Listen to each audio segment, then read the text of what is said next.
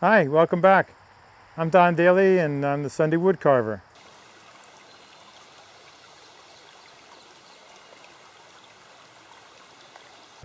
I'm on vacation here in Jim Thorpe, Pennsylvania.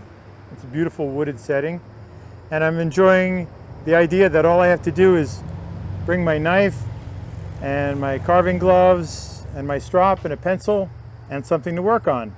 And that's all I need. So today's video is going to focus on how you can get a little more depth in your carving to make it look a little more interesting and not so flat.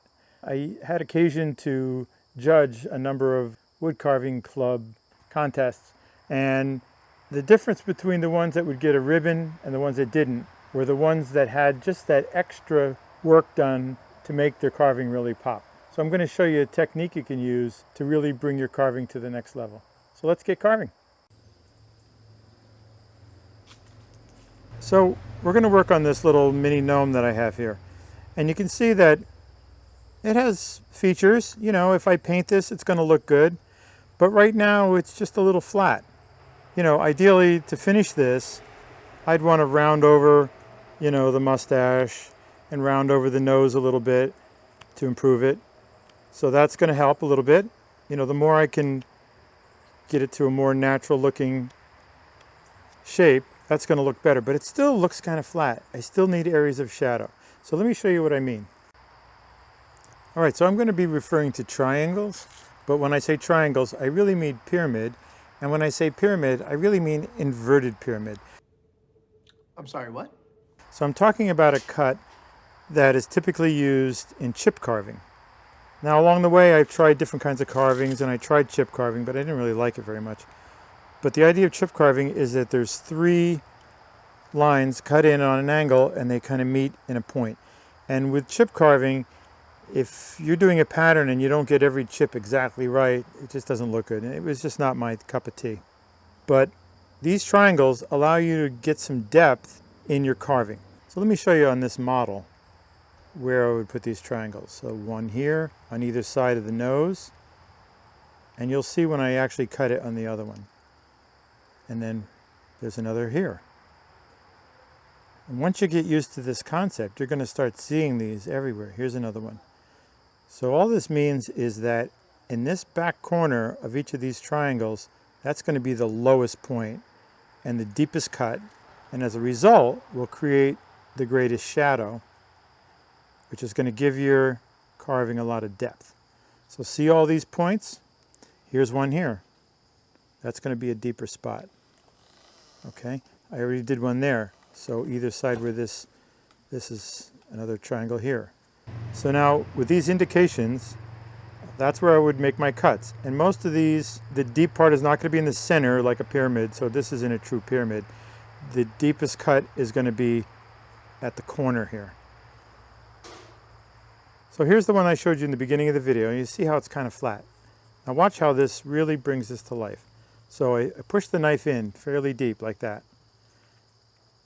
And then here, again, and I'm trying to meet that first cut. So the tip of the knife is actually deeper.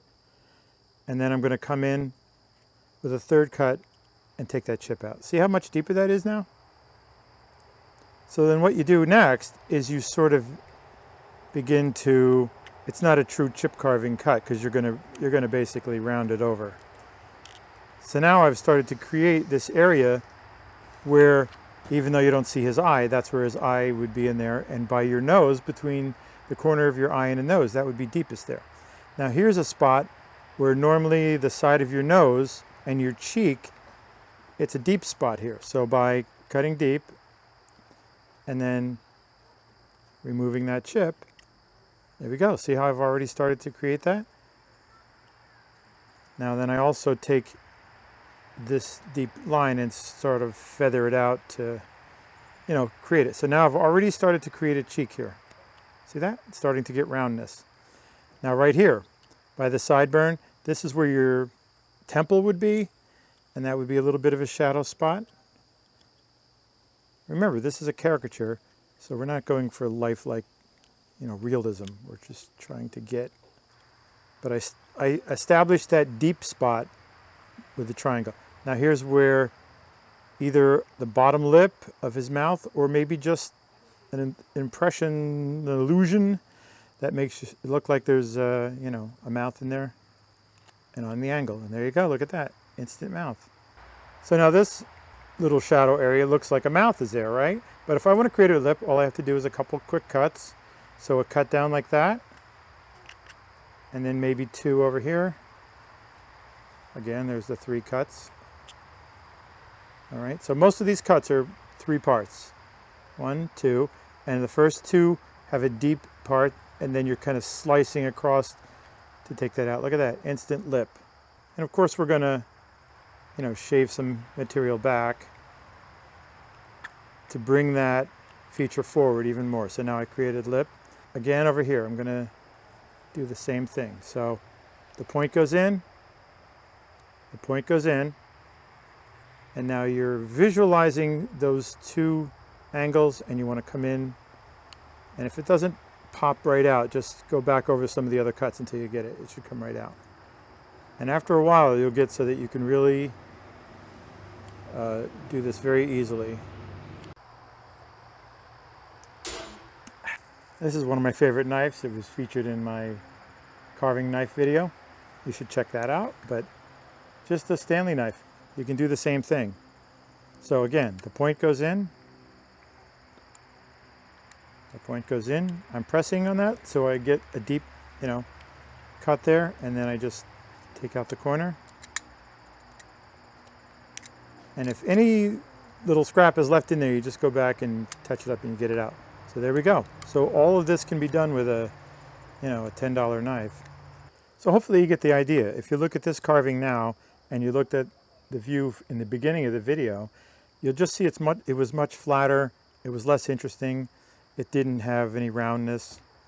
You just have to remind yourself that the only way you can get a 3-dimensional look is by taking away. This is a subtractive craft. Hey, thanks for watching my video, and I really hope that this little tip I showed you helps your carvings to look a little more realistic and help you to get noticed when you put your carvings in a show. I hope you liked the video. If you did, please click on like and become a subscriber. Happy carving.